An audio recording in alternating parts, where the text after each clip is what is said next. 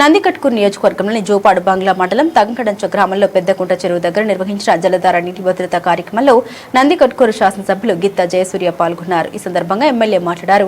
ఇది నీటి భద్రత కోసం రాష్ట్ర వ్యాప్తంగా చేపడుతున్న బృహత్తర యజ్ఞమన్నారు. పరిగెత్తే నీటిని నిలబెట్టాలి, నిలబడిన నీటిని నిల్వ చేయాలి, జలాశయాలు నింపేందుకు ప్రయత్నించాలి అన్నారు.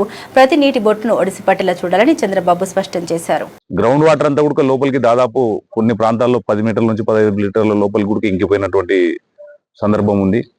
మనకి ఎక్కడైనా సరే 3 మీటర్ల నుంచి 6 మీటర్ల వరకు ఈ నీటి భద్రతను తీసుకురావాలనేది గౌరవ ముఖ్యమంత్రి గారి యొక్క ముఖ్య ఉద్దేశము.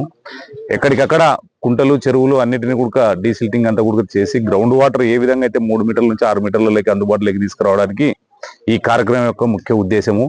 గతంలో మీరు చూసింటారు, గౌరవ ముఖ్యమంత్రి శ్రీ నారా చంద్రబాబు నాయుడు గారు గ్రౌండ్ వాటర్ ఇంక్రీజ్ కావడానికి అనేక రకమైనటువంటి కార్యక్రమాలు చేయడం జరిగింది. చెక్ డ్యాంల ద్వారా కానివ్వండి, అలాగే ప్రతి గ్రామంలో కూడా ఆనాడు పెద్ద ఎత్తున గౌరవ ముఖ్యమంత్రి గారు గ్రౌండ్ వాటర్ పెంచేదానికి కృషి చేయడం జరిగింది. మరి ఈ రోజు మన ప్రాంతం మీద చూసుకున్నట్లయితే మనం దాదాపు 10 నుంచి 15 మీటర్ల లోపలే గ్రౌండ్ వాటర్ లో ఉన్నాం.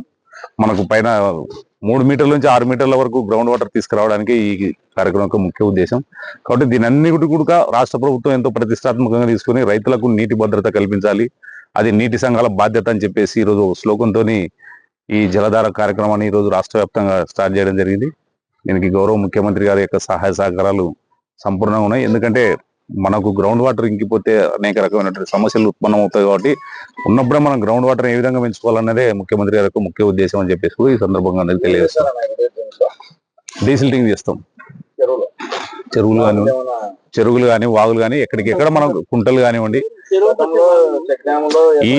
ఈ క్యాచ్మెంట్ ఏరియాలో ఇక్కడ ఉన్నటువంటి దీనికి ఎక్కడికైతే వాటర్ సోర్సెస్ ఉన్నాయో అవన్నీ కూడా క్లీన్ చేపిస్తాం. గతంలో చెక్ డ్యామ్ ఏర్పాటు చేశారు చంద్రబాబు నాయుడు 2001 నుంచి 2004 మధ్య. అది టీఆర్ ఆధ్వర్యంలో దాదాపు అంటే కొన్ని వేలు ఏర్పాటు చేసినారు గ్రామాల పార్మంతాల తగ్గడంతో ఇట్లా ఏరియాలో అవన్నీ ధ్వంసమైనవి సార్. ఎంతవరకు అవి ఆల్మోస్ట్ అన్ని గవర్నమెంట్ హ్యాండ్ ఓవర్ లోనే ఉన్నాయి. ఎవరికి ఏమి కాదు.